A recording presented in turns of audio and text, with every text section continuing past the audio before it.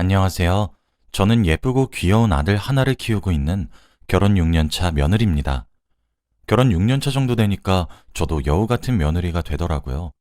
사실 저는 되게 곰 같은 사람이었습니다. 제가 그렇게 바뀔 수밖에 없었던 이야기를 오늘 한번 해보려고 이렇게 사연을 보내게 되었어요. 저와 남편은 둘 다 30대 후반입니다.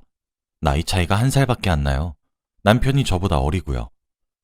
저는 남편과 지인의 소개로 만나게 되었고 3년 정도 연애를 한 후 결혼을 했습니다.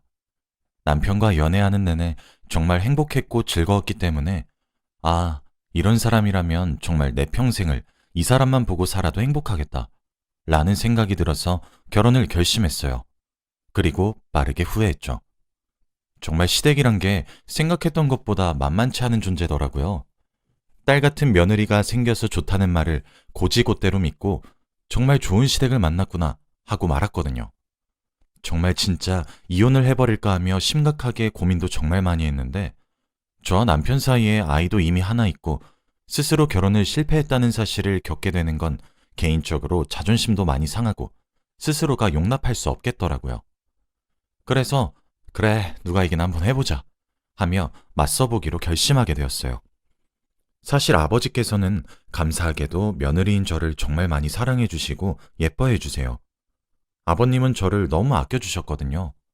그러나 시어머니는 정반대시더라고요. 저는 정말 불려우 같다는 단어가 이렇게 찰떡같이 잘 어울리는 사람을 처음 봤습니다. 바로 시어머니가 그랬거든요.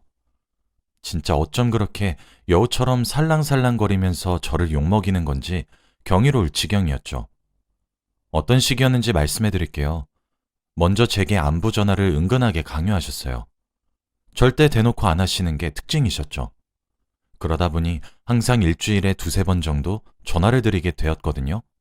그런데 항상 전화를 걸 때마다 그래 아가 무슨 일로 전화했니? 어머 아가 웬일로 나한테 이렇게 전화를 해주는 거니? 하면서 제가 엄청 오랜만에 선심 쓰듯이 전화를 걸어온 사람 취급을 하시는 거예요. 그럼 남편은 그거를 듣고 제게 의아하다는 듯 시선을 보내죠. 남편은 제가 주 3회 전화를 거는 것을 알고 있는데 어머님 반응을 보면 그게 아닌 것 같아서 남편이 의문을 품게 하시는 거죠. 이게 대놓고 거짓말을 하는 것은 아닌데 사람의 상상력을 자극해서 충분히 오해를 살 수 있는 상황을 만드시는 것 같다고 해야 하나?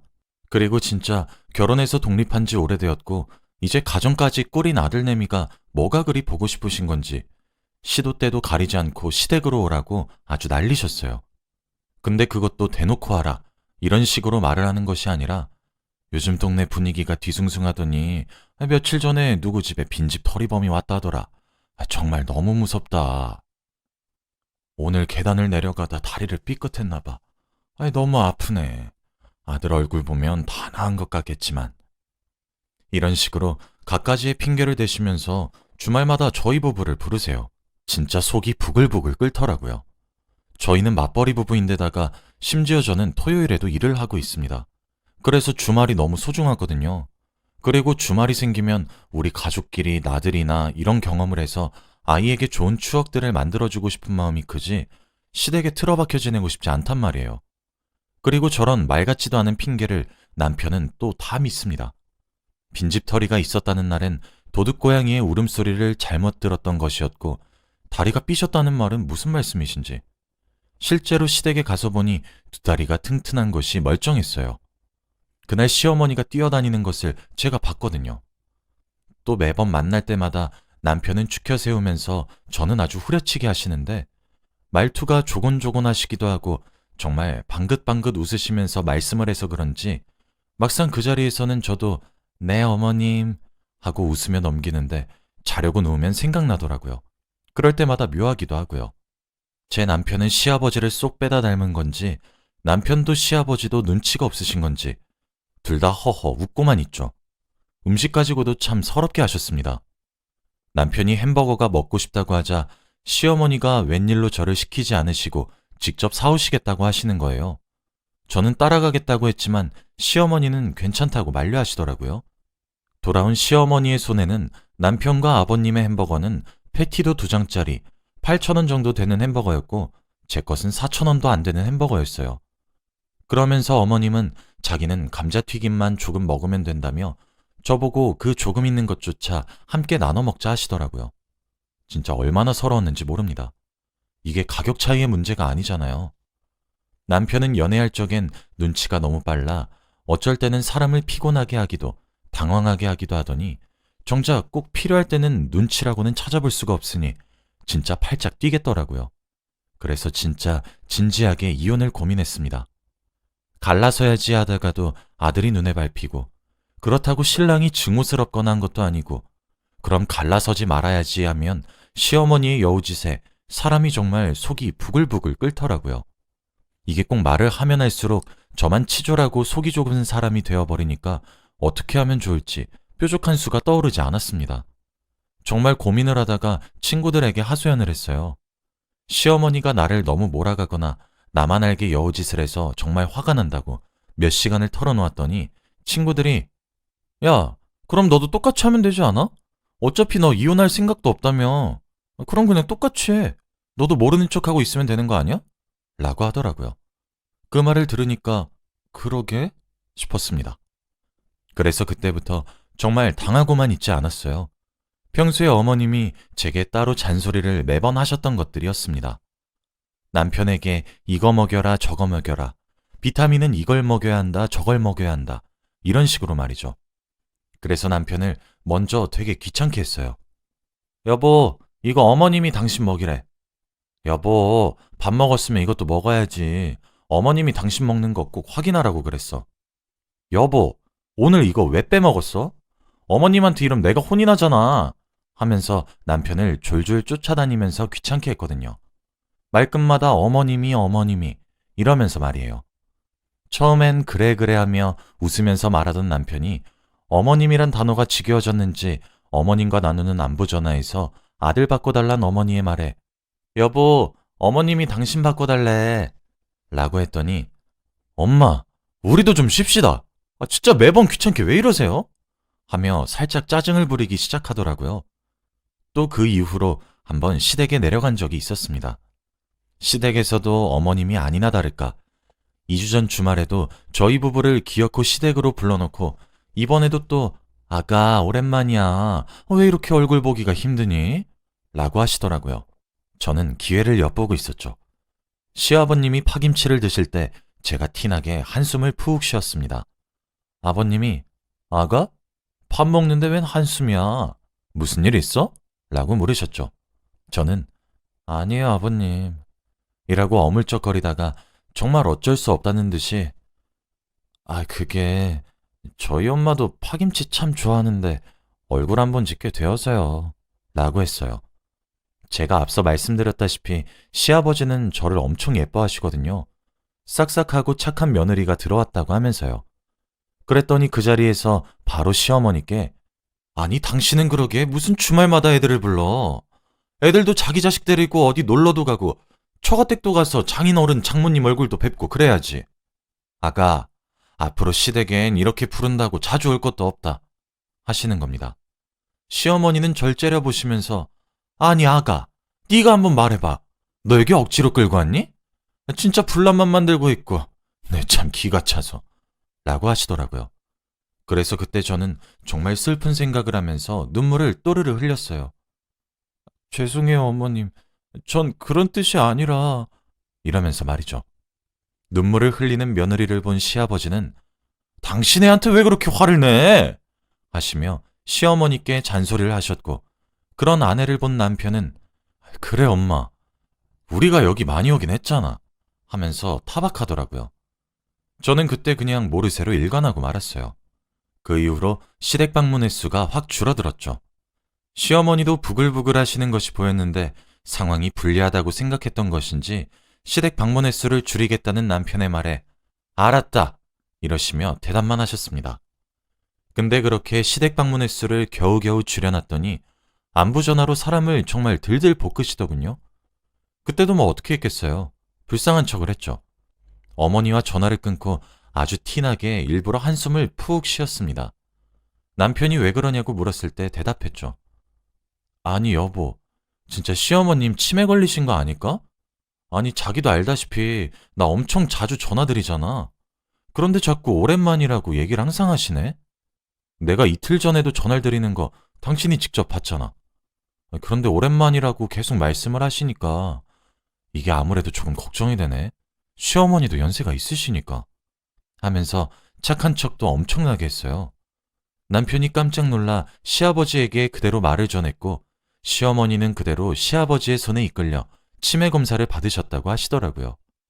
그 후 제게 전화를 다시 걸으셔서 시애미 알기를 아주 우습게 한다고 하시며 노발대발 화를 내셨습니다. 그 전화도 일부러 남편 앞에서 받았어요. 아니에요, 어머님. 제가 언제 우습게 하셨다고 그러세요.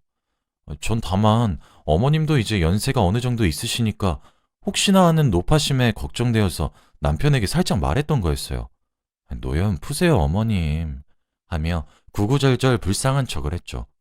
남편은 그런 전화기를 뺏어들더니 엄마, 그러게 왜 계속 오랜만이라고 하는 거야? 나도 집사람이랑 엄마랑 전화하는 거 옆에서 몇 번 들었는데 나도 엄마가 자꾸 오랜만이라고 하는 거 다 들었다고. 그래서 나도 놀라서 아빠한테 말했던 거고. 이 사람 잘못 없어. 그러게 왜 엄한 사람을 잡아? 오히려 이 사람은 엄마 걱정밖에 안 했는데. 하고는 전화를 끊더라고요. 그 이후로 시어머니와 저 둘 사이에 오가는 신경전은 정말 말도 못할 정도였죠.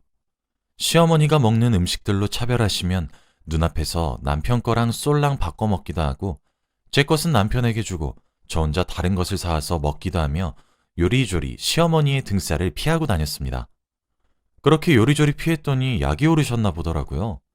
시집살이는 해야 되겠고 며느리도 잡아야 될 것 같은데 그 후로 저희가 시댁의 발길을 딱 끊으니 시어머니는 반찬을 가져다 준다 등등의 핑계를 대며 신혼집을 자꾸 방문하시기도 했어요. 와, 그런데 그렇게 기를 쓰고 잡으려고 하시니까 솔직히 핑계거리도 다 떨어지더라고요. 어머님이 거실에 나와 계시니까 편한 옷도 못 입고 겨우 쉬는 날인데도 밥 차려드리랴 청소하랴 참 고되더군요. 오셔서 저만 잡으시면 되는 거라면 모르겠는데 여기 먼지가 있니 없니 청소를 하고 살고 있는 거 맞니 아니니 남편 얼굴 좀 봐라. 아무리 밖에서 돈을 벌어도 남편 밥 한 끼 제대로 안 챙겨 먹이는 거니 하시는데 진짜 선을 넘으신다는 생각도 많이 들었고 너무하시다는 생각도 많이 들었어요. 시어머니가 사실 미웠습니다. 제가 뭘 그리 큰 잘못을 했다고 나를 이렇게 대하시는 건가 싶었죠. 남편에게 말을 해도 남편은 제가 예민하다고 말을 하더라고요. 사실 표면적으로는 어머님이 저희 집에 반찬을 주러 오신 것처럼 보이시니 저만 이상한 사람이 되는 게 억울하기도 서럽기도 했어요. 그래서 친정에다가 일렀습니다. 저희 아빠에게 말이에요. 아빠는 제 이야기를 모두 들으시고는 이런 건 일을 크게 만들면 오히려 제게 해롭다 하시더라고요. 분란만 일으키는 며느리 되기가 십상이라고 하면서요. 오히려 차라리 그럴 때마다 아빠를 부르라고 제게 말을 하시며 전화를 끊었어요. 그래서 저는 시어머님이 신혼집에 오는 날이면 친정아빠에게 연락해 신혼집으로 부르기 시작했어요. 시어머님은 그런 아빠 보고 아니 애들 집에 말도 안 하고 찾아오시면 어쩝니까? 이런 말을 하셨는데 아니 사돈도 자기 자식네 집에 궁금해서 오신 거 아닙니까? 저도 근처에 볼일 보러 왔다가 우리 딸 자식 생각나서 잠시 들린 겁니다. 라고 하시더라고요. 그러면서 주방에 들어가셔서 남편에게 자네 소금 어디 있는지 아나? 아, 이거 간이 조금 싱거워서 소금을 넣어야 될 것 같더구만 하시는데 남편이 알턱이 있나요? 아, 모릅니다, 장인어른 이라고 대답할 수밖에요. 아빠는 그렇게 대답하는 남편에게 아니 요즘 세상에도 살림살이를 우리 딸만 혼자 하는가? 그럼 자네가 혼자 밖에서 돈을 벌어오지 그러나? 내가 지금 자네에게 음식을 해오라고 했나? 청소를 시키기라도 했나? 소금 설탕 위치 하나 물어본 건데 어찌 대답을 못해? 자네 집안일을 하나도 도와주지 않는 건 아닌가? 라며 잔소리를 다다다 부으시더라고요. 남편은 구원의 눈길로 저를 쳐다보던데 싹 무시하고 모른 척했어요. 시어머니는 그 모습을 보더니 아니 사돈어른 그 위치 조금 헷갈릴 수도 있지 아니, 뭘 그런 걸 가지고 애를 잡으시나요? 라고 하셨어요. 아빠는 아닙니다 사부인 요즘엔 맞벌이로 돈도 같이 벌면 집안일도 그에 따라 함께 해야죠. 그런 게 바로 공평한 것 아니겠습니까? 라고 하시더라고요. 할 말이 없으시긴 하셨던 것인지 조개마냥 입을 꼭꼭 다물고만 계시다가 저희 집에 오신 지 2시간도 채 되지 않아 시댁으로 돌아갔습니다. 그렇게 저희 아빠를 신혼집에 3번 정도 불렀더니 남편이 제게 그러더라고요. 여보, 나도 이제 우리 엄마 신혼집에 못 오게 할 테니까 장인어른 좀 말려줘. 내가 미안해. 이렇게 당신이 불편할 줄은 정말 상상도 못했어. 라고 하며 시어머니의 방문을 멈추더군요. 남편도 그쯤 되니까 자기 엄마와 며느리의 사이가 조금 이상하다라는 생각을 스스로 하기 시작했나 봐요. 점점 저와 어머님 사이에 끼기도 하고 눈치 빠르게 행동도 하면서 말이죠. 그리고 저도 속에 담아두지 않고 남편에게 일일이 하나씩 설명하기도 했었습니다. 몇 년 동안 제 입장은 이해조차 하지 못하는 남편이 하나씩 이해하고 막아주기 시작했죠. 물론 그렇게 눈치 빠르게 행동하는 남편을 만드는 것도 녹록치 않았어요. 시댁을 얘기하면 남편에게 난 친정 보기 힘들어서 효도하기 힘든데 당신은 시댁이랑 가까워서 좋겠다 하기도 했었거든요. 아주 우울하다는 듯이 말이죠. 그런 제 노력이 빛을 발하나 봅니다. 이젠 시어머니가 제게 고가운 짓을 하더라도 남편이 잘 막아주고 있어요. 사실 참 이해가 되질 않습니다. 아들이 귀한 줄 알면 남의 집 딸 자식인 저도 귀한 줄 아셔야 되지 않나 싶기도 했고, 절 괴롭히신다고 얻는 이익이 하나도 없잖아요. 오히려 그런 태도에 화가 나서 제가 남편을 들들 볶는다면 또 모를까 말이죠. 그리 오래 기간한 것도 아니고 한 반년 정도만 했는데도 이젠 시댁에 가는 것이 별로 두렵지 않습니다. 스트레스도 확실히 안 받고 말이에요. 여기 청취자분들도 대부분 며느리를 맞이하셨을 것 같아요. 그래서 제 이야기를 한번 써보았습니다. 며느리도 자식처럼 대해달라고 말하고 싶어서요. 딸에게 하듯 잘해주면 본인 남편에게 정말 잘해줍니다. 오히려 천대하면 천대할수록 본인 아들이자 남편이 되는 자식은 바가지만 긁히거든요. 이제 어머님도 제가 여우처럼 살살거리며 굴기 시작하니까 예전보다 정말 많이 유해지셨어요. 이젠 어머니도 아시는 것 같더라고요. 제게 잘해주시면 남편이 더 편하단 사실을 말이에요. 앞으로도 어머니와 척지지 않고 이런 관계를 유지해 보려고 해요. 여우 같은 사람이 되는 것도 썩 나쁘지 않은 것 같더라고요. 아들을 아끼시는 마음을 모르는 건 아니지만 너무하시다 느끼게 만드셨던 어머니를 제가 웃으면서 대하리라곤 정말 예상치도 못했어요. 참 시집살이란 것이 묘하긴 하죠. 처음엔 시어머니가 본인이 부린 꾀에 본인이 넘어가는 것을 보고 고소하기도 했는데 착잡하기도 했습니다. 저도 이제 앞으로 적당히 해야겠죠. 시어머니와 관계를 개선하고 싶은 것이 주된 목적이기도 하니까요. 제 이야기를 끝까지 듣고 여러 조언을 해준 친구에게 고맙다는 말을 전하며 제 이야기는 이만 여기서 마무리하겠습니다. 다들 좋은 하루 보내세요. 감사합니다.